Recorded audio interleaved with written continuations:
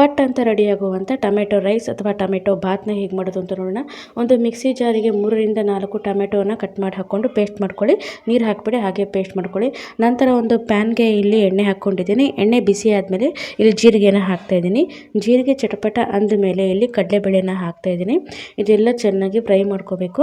ಹಸಿ ವಾಸನೆ ಹೋಗುತ್ತೆ ಅಲ್ಲಿವರೆಗೂ ಇದನ್ನು ಫ್ರೈ ಮಾಡ್ಕೊಂಡಾದಮೇಲೆ ಇಲ್ಲಿ ಕರಿಬೇವು ಸೊಪ್ಪು ಇತ್ತು ಅಂದರೆ ಕರಿಬೇವು ಸೊಪ್ಪನ್ನ ಮುರಿದು ಕೂಡ ಹಾಕಿ, ಇಲ್ಲಾಂದರೆ ಹಾಗೆ ಕೂಡ ಹಾಕ್ಕೋಬೋದು.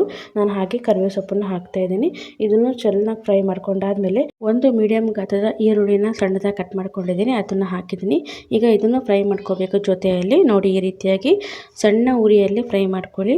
ಇದು ಫ್ರೈ ಆಗ್ತಾ ಇದೆ ಅನ್ನುವಾಗ ನಾವಿಲ್ಲಿ ಪೇಸ್ಟ್ ಮಾಡ್ಕೊಂಡಿದ್ವಲ್ಲ ಟೊಮೆಟೊ ಪೇಸ್ಟ್, ಅದನ್ನು ಹಾಕಬೇಕಾಗುತ್ತೆ. ಜೊತೆಗೆ ಇಲ್ಲಿ ಸ್ವಲ್ಪ ಶುಂಠಿ ಬೆಳ್ಳುಳ್ಳಿ ಪೇಸ್ಟ್ನ ಹಾಕಿದ್ದೀನಿ. ಇದು ಆಪ್ಷನಲ್ಲು, ಇದ್ದರೆ ಹಾಕ್ಕೊಳ್ಳಿ, ತುಂಬ ರುಚಿಯಾಗಿ ಬರುತ್ತೆ. ನೋಡಿ, ಎಲ್ಲ ಹಸಿ ವಾಸನೆ ಹೋಗೋವರೆಗೂ ಫ್ರೈ ಆದಮೇಲೆ ಇವಾಗ ಟೊಮೆಟೊ ಪೇಸ್ಟ್ನ ಹಾಕ್ತಾಯಿದ್ದೀನಿ. ಈಗ ಕೂಡ ಎಣ್ಣೆ ಬಿಟ್ಕೊಳ್ಳೋವರೆಗೂ ಫ್ರೈ ಮಾಡ್ಕೋಬೇಕು ಟೊಮೆಟೊ ಪೇಸ್ಟ್ ಹಾಕಾದ್ಮೇಲೆ, ಇಲ್ಲಾಂದರೆ ಹಸಿ ವಾಸನೆ ಬರುತ್ತೆ, ರುಚಿ ಬರೋದಿಲ್ಲ. ಜೊತೆಗೆ ನಾನು ಸ್ವಲ್ಪ ಎಲ್ಲ ಉಪ್ಪನ್ನು ಕೂಡ ಹಾಕ್ತಾಯಿದ್ದೀನಿ. ಉಪ್ಪು ಹಾಕೋದ್ರಿಂದ ಮಸಾಲೆ ಬೇಗ ಬೇಯುತ್ತೆ. ನೋಡಿ, ಈಗ ಎಣ್ಣೆ ಕೂಡ ಬಿಟ್ಕೊಂಡಿದ್ದೆ. ಇವಾಗ ಕೆಲವು ಮಸಾಲೆ ಐಟಮ್ಗಳನ್ನು ಹಾಕ್ತಾಯಿದ್ದೀನಿ.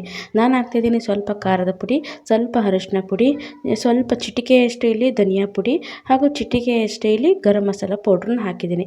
ಇಷ್ಟನ್ನೇ ಹಾಕಿಬಿಟ್ಟು ಚೆನ್ನಾಗಿ ಮಿಕ್ಸ್ ಮಾಡ್ಕೊಳ್ಳಿ. ಮಿಕ್ಸ್ ಆದಮೇಲೆ ಇಲ್ಲಿ ಸ್ವಲ್ಪ ಕೊತ್ತಂಬರಿ ಸೊಪ್ಪನ್ನ ಇದೇ ಟೈಮಲ್ಲಿ ಹಾಕ್ಕೊಳ್ಳಿ.